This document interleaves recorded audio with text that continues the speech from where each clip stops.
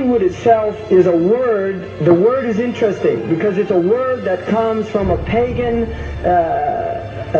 Hollywood is the holy wood, and it was the wood that the magical wands were made out of in the pagan sorcery, magic.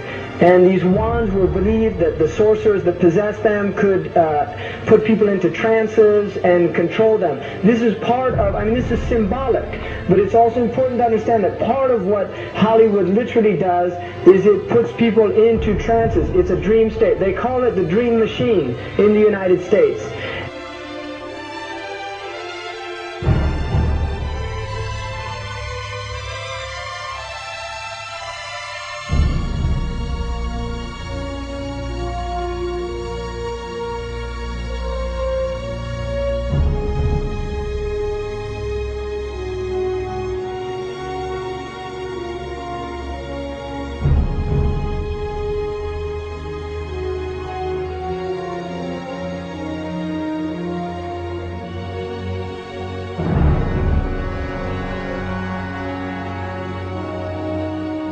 And it creates fantasies for people. It puts people into these things. Now, one of the things is interesting that in the part of what's done in movie theaters, in darkened rooms where people watch television, is literally a trance state that occurs. So what's called suspended state of disbelief. You enter into a state, you suspend your disbelief and enter into a state whereby you begin to believe what you internally realize is imagination.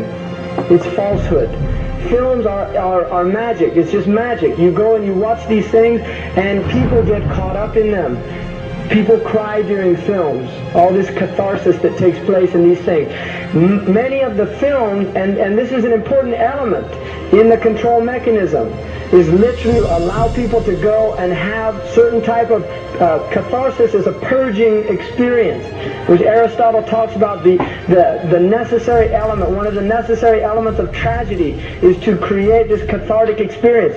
And this is why a lot of the films, especially also news and things like this is why news is very important in this culture. Everybody watches the news, they have this tragic, cathartic experience of watching the tragedies of others and then feeling safe and complacent in their own experience of this suspended state of illusory well-being. So these are very intricate and sophisticated methods. Now, I think it's dangerous, although there are elements, there's concerted efforts that take place, there's also a lot of people that have similar worldviews that aren't necessarily working together in concerted efforts.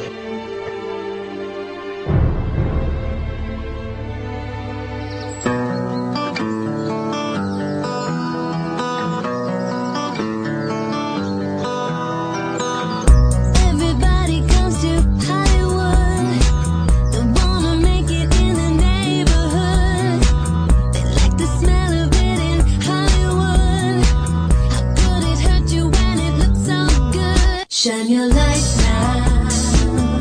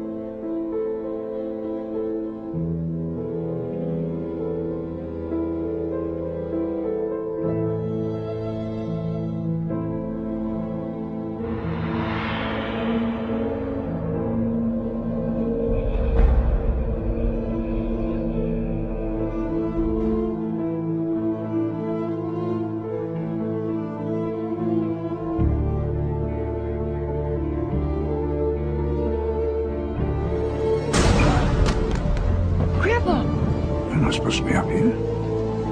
Looking at that? I just wanted to know. Yeah. Well, you're old enough, I suppose. You should know the story. Okay, here we go. It was 1832. On a night much like this.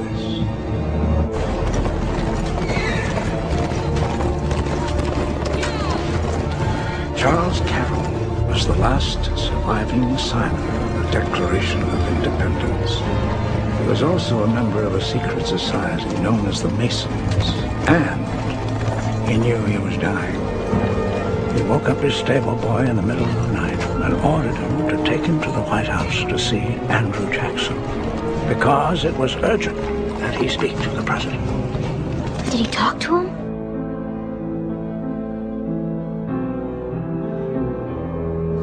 No, he never got the chance. The president wasn't there that night. But Charles Carroll had a secret. So he took into his confidence the one person he could. My grandfather's grandfather, Thomas Gates. What was the secret? A treasure. A treasure beyond all imagining.